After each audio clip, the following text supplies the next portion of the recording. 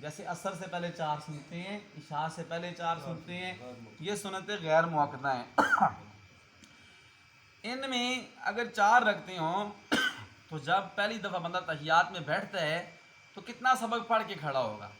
تو اس بارے میں یہ ہے کہ بہتر اولا یہ ہے کہ بندہ پہلے قاعدے میں بھی سارا سبق پڑھنا ہے، تحیات بھی پڑھنی ہے، درود شریف بھی پڑھنی ہے، رب اجعلنی بھی پڑھنی ہے، تو پھر کھڑا ہونا ہے۔ پھر کھڑے ہو کر بھی فرق یہ ہے کہ تیسری رکعت میں بھی ثنا پڑھنی ہے، تیسری رکعت میں بھی ثنا پڑھنی ہے، اور ہر رکعت میں سورہ فاتحہ کے ساتھ سورت بھی ملانی ہے۔ سمجھ آ گئی سب کو بات؟ یہ تھوڑا سا نا باقی سے مختلف ہے۔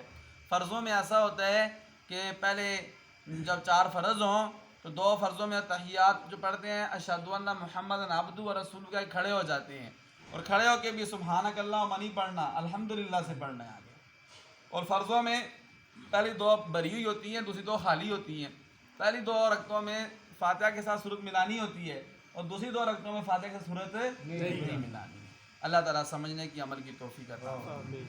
ایک آخری بات یہ بھی ہے کہ جیسے کوئی مسئلہ پوچھنا ہو، اور بتائیں ہر بندہ آ بھی نہیں سکتا ہے اور آسانی بھی ہوتی ہے، واٹس ایپ پر ایک گروپ ہے میرا مدرسے کے نام سے، جامعہ محمدیہ کے نام سے، جامعہ محمدیہ جٹو وکل گجرات۔ اس میں داخل ہونے کا طریقہ یہ ہوتا ہے اس کو جوائن کرنے کا کہ اپنا نمبر مجھے دیں گے تو میں آپ کا نمبر اپنے موبائل میں لکھوں گا تو آپ اس گروپ میں آ جائیں گے۔ کوئی مسئلہ پوچھنا ہو پتہ ہے وہاں پر بٹن دباؤ نا، جس کو لکھنا نہیں بھی آتا نا، بٹن دبا کے جو بولے گا مسئلہ نا تو وہ وہاں پر آ جائے گا۔ تو پھر مجھے جو جواب آتا ہوگا میں فوراً دے دوں گا، نہ آتا ہوا میں اس کو دیکھ کے کتابوں میں استادوں سے پوچھ کر پھر جواب دے دوں گا۔ ٹھیک ہے جی، اللہ تعالیٰ عمل کی توفیق عطا فرمائے۔